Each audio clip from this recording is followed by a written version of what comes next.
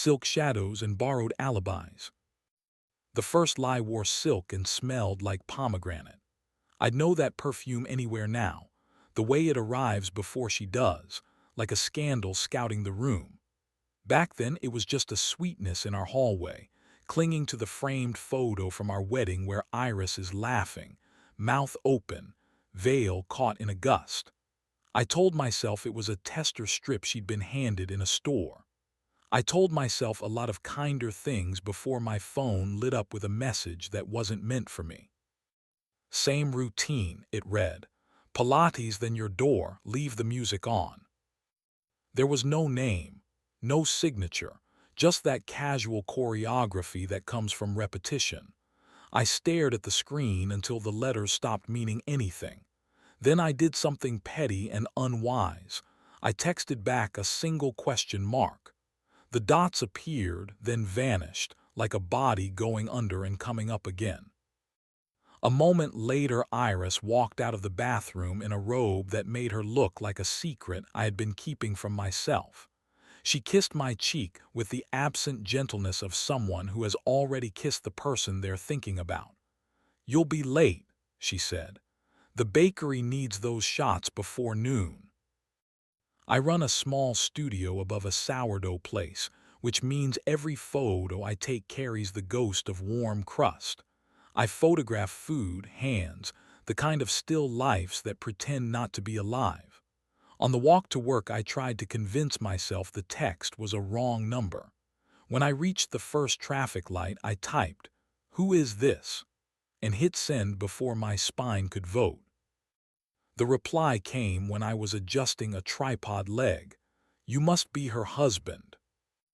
I should have dropped it, but whoever was on the other end of that thread had already walked into our home and rearranged the furniture of my days. So I wrote, "And you must be his, what, a friend." I expected the dots to disappear again. Instead, wife, for now. I stopped pretending the tripod needed me. "Are we really doing this?" I typed, because the only thing worse than knowing is sort of knowing. "Meet me," came back. "Sable Cafe, corner table, no theatrics." She was there when I arrived. Black turtleneck, dark hair braided over one shoulder, hands curled around a cup like she was warming an idea. "Noah," she said, standing just enough to be polite. She looked like the kind of person who weighed every sentence before it left the mouth. "Alex," I said. We sat. "You got the message because he changed phones and I forgot to delete Iris's number from mine," she said. "That's on me." She said it without apology, but it saves me the trouble of introducing myself. I tried for humor and missed. "So your husband and my wife." She shrugged, not unkind. "They like their Thursdays," she said. "He trains a client near her office at 5. He's a trainer.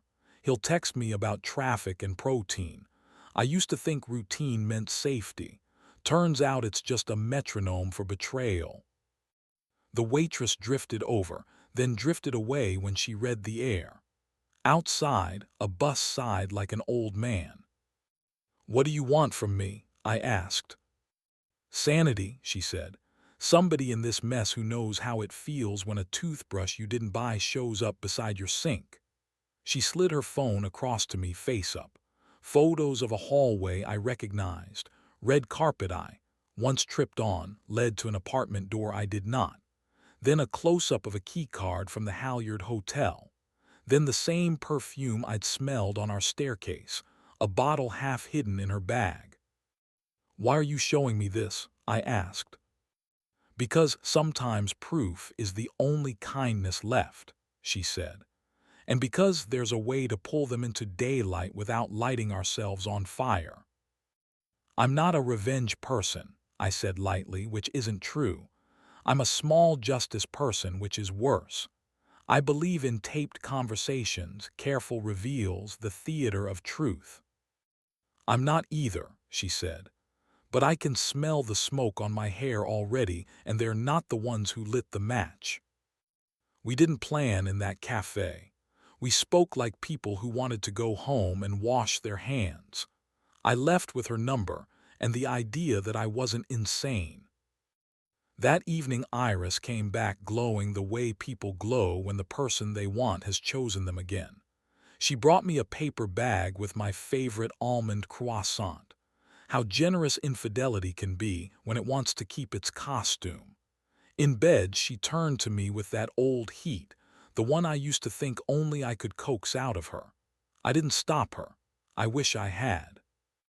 Her blade of collarbone, the salt near her ear, the little gasp when I grazed the inside of her knee, those details belonged to me, and yet they didn't. And the knowledge of it was a stone under the mattress. We moved carefully, maybe for the first time, both playing lovers so lovingly that it hurt. After, I lay awake and mapped the ceiling cracks like rivers. Iris slept the way the innocent do in photographs.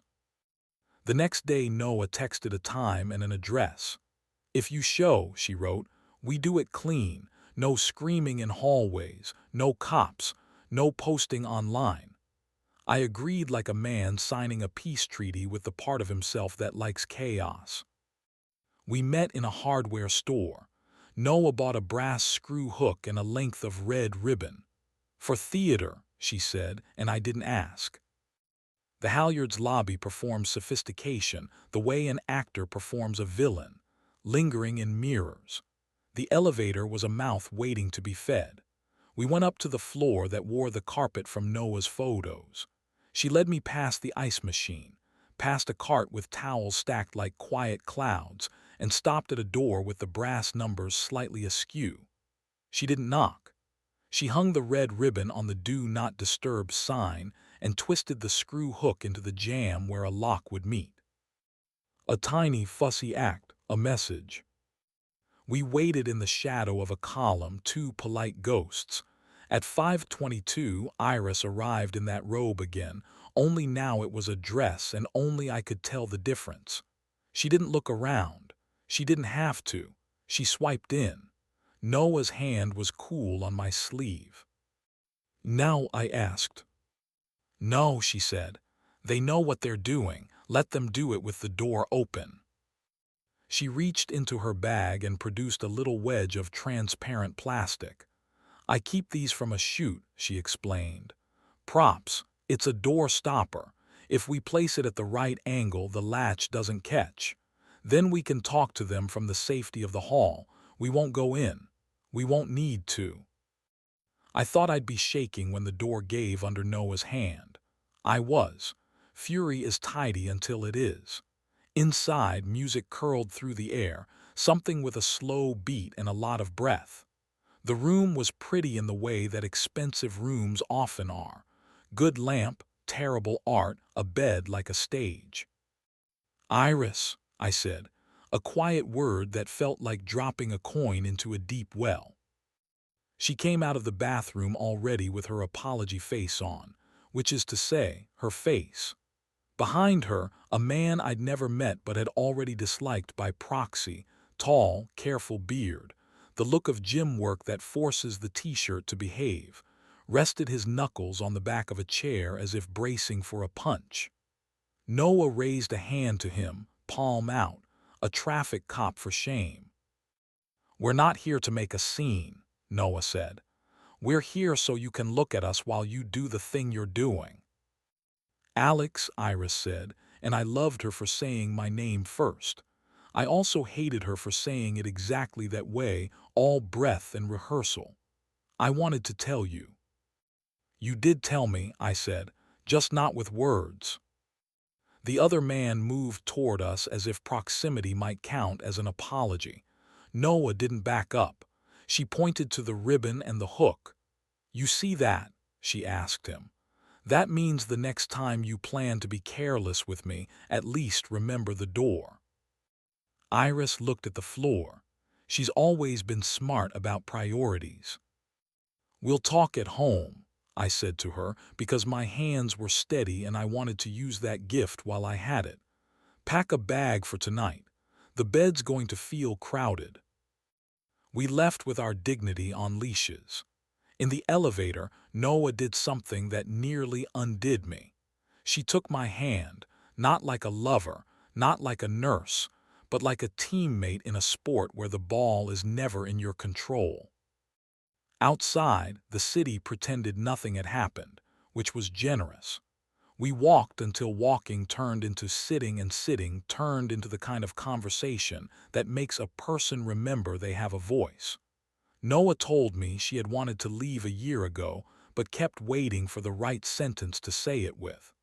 I told her I had wanted to risk being bored by fidelity, but had never been offered the chance.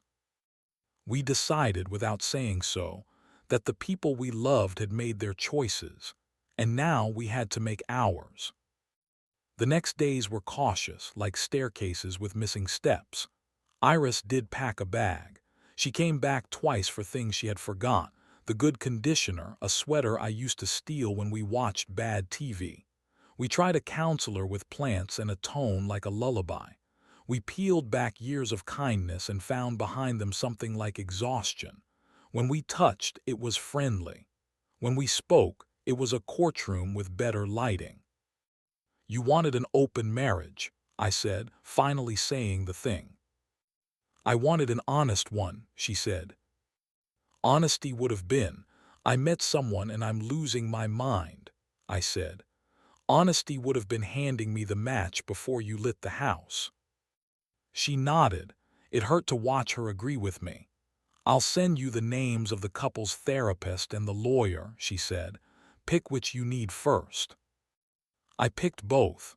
There are days I want to be proud of that. There are days I just want to be asleep. And then there was Noah, existing on the same city grid as me, texting pictures of things I didn't know I needed to see.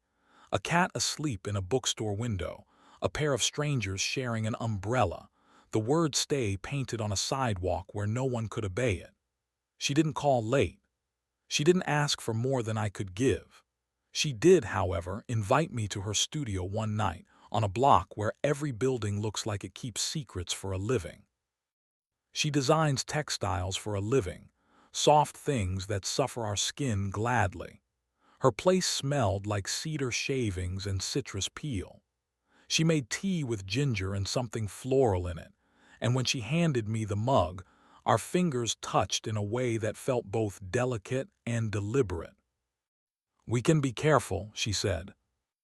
"I'm tired of careful being the word that ruins other words," I said, and we both laughed quietly, surprised at how good it felt to hear ourselves sound young. We didn't fall into bed. We fell into chairs, into conversation, into the kind of nearness that makes gravity seem like a suggestion. When we did move toward each other, we did it like people who had learned from our ex-lovers' mistakes. No pretending, no half-light to blame later, no urgency we couldn't name. Her mouth tasted like the tea. Mine must have tasted like hope or fear. She never told me which. When we broke apart, she pressed her forehead to mine and whispered, "I need to know we're not just a mirror held up to their worst." "We're not," I said. "We're a window, and if it shatters, we'll sweep." We tested that idea for weeks. We walked, we cooked, we kissed the way I imagine music is written, stopping to listen to the part we'd already made, adding only what the melody could carry. We didn't keep score. We didn't ask each other to be medicine. There was a night when she slipped her hands under my shirt and said my name as if it were a solution, and I realized this was the first time in months that my body and my life weren't at war. When we finally undressed for each other, it wasn't a conquest. It was a translation. Skin revealing a kind of truth I didn't know could be so soft. We moved the way conversation should move, curious, kind, stopping to check if there were better words. We kept the lights low but our eyes open. After, we listened to a storm pick a fight with her windows and whispered the kind of compliments that aren't about beauty so much as they are about gratitude. Meanwhile, the divorce tasted like paper and ink. Iris and I divided our house the way neighbors divide a chilled bottle, half for you, half for me, a little left for whoever needs it. She cried and I did too, and none of it was dramatic. She sent me a photo from a trail somewhere green and impossible. "I'm okay," she wrote. "I hope you are." I wrote back something true and light. We are, after all, people who were good to each other for a long time. One dusk, months later, Noah and I stood outside the halyard again because cities have a sense of narrative that can't resist circles. The lobby lights looked like they were rehearsing for a better show. The elevator opened and released a couple laughing too loudly in a way that told on them. Noah squeezed my hand. "We were gentle," she said, meaning the way we left. "We were lucky," I said, meaning the way we found each other. A woman walked past us in a perfume that was nearly, but not exactly, the pomegranate that had once set my nerves on fire. I watched the scent fade and realized it was just a note in the air now, not a message addressed to my home. Back at my place, the new one with decent light and cabinets I'm teaching myself to forgive, we cook late and eat later. Noah sits on the counter swinging her feet while I drizzle honey over roasted figs, and she tells me about a client who wants velvet napkins in a shade called smoke. When I slide a fig into her mouth with my fingers, she bites gently, a little ceremony that opens the door to the kind of night you can describe without getting censored and still have it feel indecent in the best, most grown-up way. We don't close the curtains all the way. We keep the stereo low. We let the city be the audience it's always wanted to be. We lie together afterward without inventing new versions of ourselves, and when she dozes against my chest, I count the breaths like a miser counting coins he intends to give away. If there's a lesson, I don't sell it. I only know this: the first lie wore silk. Our truth wears cotton, linen, a sweater that pills. It wears morning breath and forgiven lateness, and a plan to buy flowers and forgetting and going back out to buy them anyway. It smells like cinnamon and lemon, and a little like the rain that sneaks in when you leave the window open because you trust the weather. I wake sometimes at 4 to the bakery below me beginning its ghosts again, and I pad to the window and look out at a block that has finally learned my name. Behind me, Noah makes a soft sound, a sound like a promise that no longer needs drafting. I breathe in the ordinary perfume of our life, tea and soap, and the faintest trace of her shampoo, and I think of how easily a door can be wedged open with a piece of plastic, and how much braver it feels to leave it open on purpose.